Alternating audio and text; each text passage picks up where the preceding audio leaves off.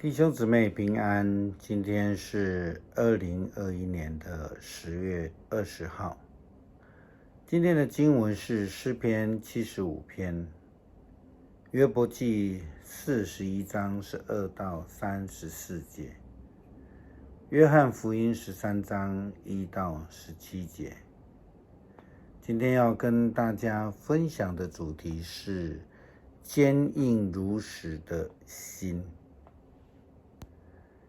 在耶稣基督在即将要离开世界之前，他和门徒们一起晚餐，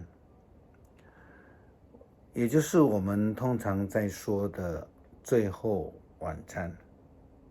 在最后晚餐的时候，耶稣做了一件非常重要的事情，他脱了外衣，然后他拿条毛巾束在腰间，然后倒水在脸盆里，开始帮门徒们洗脚。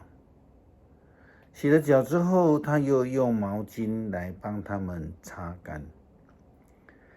这样的举动一开始就引起了彼得极大的反应。彼得呢，他先是拒绝，后是听了耶稣说明之后，后来就不明不白的表示，如果要洗就洗多一点。这样的一个反应，除了表达出彼得跟门徒们不明白耶稣基督的心意之外，也告诉我们耶稣基督对门徒的呼召，就是要学习耶稣基督的榜样，必须要彼此洗脚，要能够彼此相爱。耶稣基督在最后的晚餐当中立下了最后的榜样，他为门徒洗脚。在当时的彼得算是被耶稣基督他的作为所感动，或是说被说服了，因此要求洗得更多，既然要洗就洗多一点哈。虽然我们都知道彼得当时候的反应是非常不适切的，无论是拒绝或是说要洗就洗多一点，这实实在在就凸显了彼得自己的无知，但另一方面却也显示出他乐意被改变的心智，从不愿意拒绝被洗到洗更多。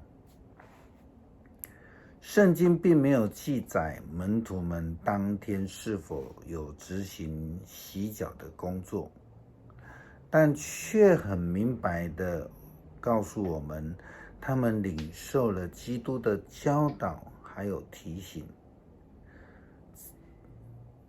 还有耶稣帮他们洗脚哈。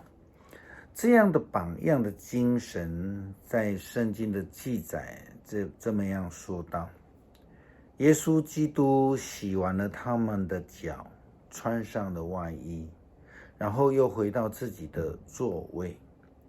他问门徒们：我刚才替你们做的，你们明白吗？我们刚说的，他们不明白了哈。耶稣继续这样说：你们尊我为师为主，这是对的，因为我本来就是，我是你们的主，你们的老师，我尚且替你们洗脚，你们也当彼此洗脚。我为你们立了榜样，是要你们照着我替你们做的去做。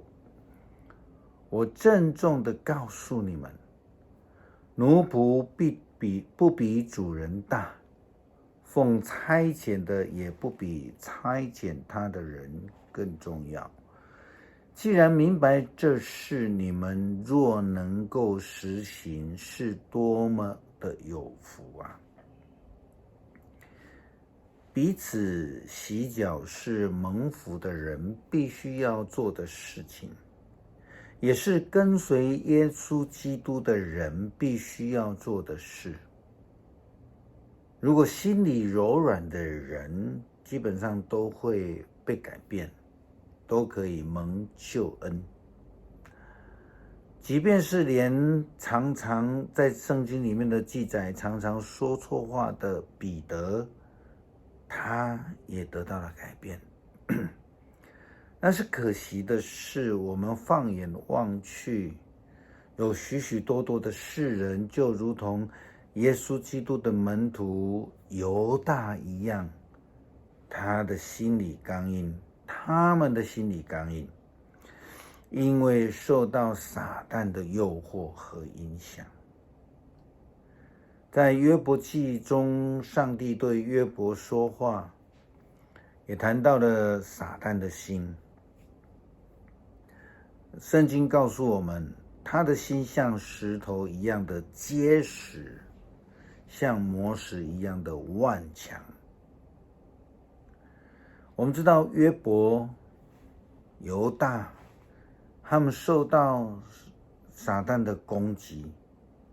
那我们看到受到撒旦诱惑的犹大，他基本上他的心也是心里刚硬的，就如同石头一样，因此他就走进了绝路。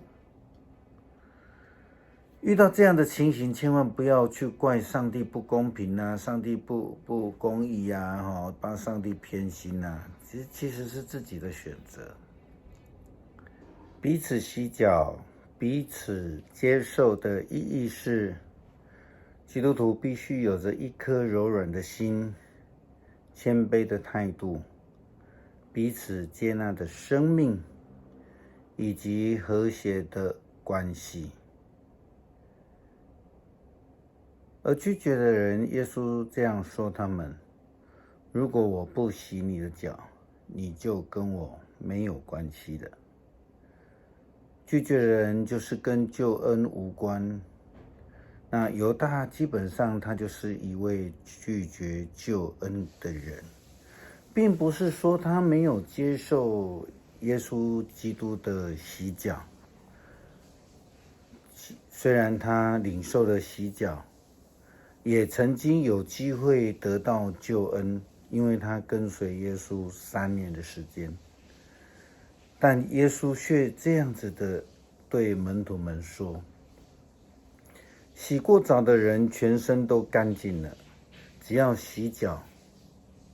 你们是干净的，但不是每一个人都干净。最后，牧师要邀请大家来思想、反省一下，你的心柔软吗？你的心是刚硬的吗？你要选择跟随世界，还是要跟随主？要学他的榜样呢？你受救恩，还是选择拒绝救恩呢？